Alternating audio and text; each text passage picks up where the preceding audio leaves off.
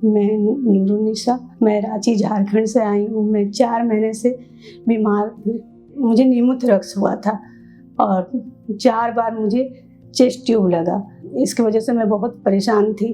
तभी जिस डॉक्टर से मैं वहाँ अमेरिका में योगेश कुमार जैन से दिखा रही थी, उनसे मेरी बात हुई तो फिर उन्होंने मुझे यहाँ मेदंता के डॉक्टर बिलाल विनाशक के बारे में बताया। तो मैं यहाँ आई तो बिलाल सर से जब मिली तो उन्होंने जब मेरा सारा रिपोर्ट देखा तो उन्होंने बोला कि एकदम घबराने वाली कोई बात नहीं, आप एकदम ठीक हो जाएंगी, 99% तक ठीक हो जाएंगी। एक सर्जरी होगी दूरबीन द्वारा। पहले से तो मैं बहुत घबरा रही थी, लेकिन उनके बात करने से मुझे लगा कि सचमुच मुझे एकदम नहीं लगता था कि मैं अब ठीक हो पाऊंगी। नूरुन्निसा जी हमारे पास न्यूमोथोरैक्स नाम की बीमारी लेके आई थी। न्यूमोथोरैक्स में होता क्या है कि छाती के अंदर लंग्स में जो एयर होती है वो निकल करके छाती के अंदर एक्यूमुलेट हो जाती है, जिसकी वजह से लंग पे दबाव पड़ता है और लंग अपनी जगह पे सिकुड़ जाते हैं, जिसकी वजह से मरीज को सांस लेने में प्रॉब्लम होती है। यूजुअली देखा जाता है कि इसका 2 स्टेज में ट्रीटमेंट किया जाता है। जो पहला ट्रीटमेंट होता है उसमें एक चेस्ट ट्यूब डाल दी जाती है, जहाँ पे एक छोटा सा कट लगा करके छाती के अंदर एक चेस्ट ट्यूब डाल दी जाती है। उससे क्या होता है कि जो हमारी एक्यूमुलेटेड एयर होती है वो बाहर निकल जाती है और फेफड़े जो हैं अपनी जगह पे फैल के वापस आ जाते हैं। ये जो ट्रीटमेंट होता है ये इमरजेंसी ट्रीटमेंट होता है, जहाँ पे जिसका सोल पर्पस होता है उस एयर को बाहर निकालना। हालांकि अगर किसी पेशेंट में एक बार न्यूमोथोरैक्स हुआ है तो वैसे पेशेंट्स में ये चांस होता है कि आगे चल के भी वो न्यूमोथोरैक्स डेवलप हो, और अगर किसी पेशेंट को 2 बार न्यूमोथोरैक्स डेवलप होता है तो इसके चांसेस बहुत ज़्यादा बढ़ जाते हैं कि उसको रिकरेंट यानी बार बार न्यूमोथोरैक्स की प्रॉब्लम होगी। और यही प्रॉब्लम नूरुन्निसा जी को हुई थी, इसीलिए वो हमारे पास रेफर की गई, क्योंकि उनको 2 बार चेस्ट ट्यूब ऑलरेडी पड़ चुकी थी एंड बार बार उनको ये प्रॉब्लम हो रही थी।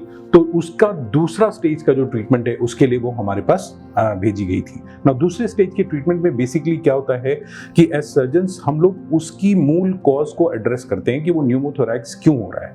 एंड आमतौर पे न्यूमोथोरैक्स जो होता है वो लंग्स की वीकनेसेस डेवलप हो जाती हैं, जहाँ पे लंग्स में छोटे छोटे गुब्बारे या बड़े गुब्बारे बन जाते हैं because of the weakness of the lung. और जब वो गुब्बारे जैसे जिनको हम ब्लेब्स या बुल्ला कहते हैं फट जाते हैं तो न्यूमोथोरैक्स डेवलप होता है। तो इसकी बड़ी सरल तरीके से दूरबीन के माध्यम से सर्जरी हो जाती है, जहाँ पे उन बुल्ले या ब्लेब्स को हम लोग निकाल देते हैं या लेजर से जला देते हैं, और उसके बाद एडिशनल प्रोसीजर्स करते हैं जिससे कि लंग जो है छाती के अंदर की वॉल से चिपक जाए, जिसको हम प्लूरोडेसिस कहते हैं। और यही प्रोसीजर नूरुन्निसा जी का हुआ। पुराने ज़माने में ये प्रोसीजर ओपन सर्जरी के माध्यम से होता था, बट आज की तारीख में वैट्स के माध्यम या दूरबीन की सर्जरी, जिसको थोरैकोस्कोपिक सर्जरी भी कहते हैं, उसके माध्यम से ये बड़े आराम से किया जा सकता है।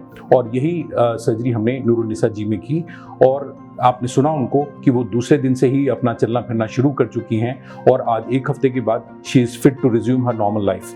तो बहुत इंपॉर्टेंट है ये जानना कि जिन पेशेंट्स को न्यूमोथोरैक्स बार बार हो रहा है उनका एक बहुत ही इफेक्टिव ट्रीटमेंट दूरबीन के माध्यम से अवेलेबल है, एंड जिन पेशेंट्स को बार बार न्यूमोथोरैक्स हो रहा है उनको किसी अच्छे वैट्स या थोरैकोस्कोपिक सर्जरी की टीम से कंसल्ट जरूर करना चाहिए। आज ऑपरेशन का 6वां दिन है।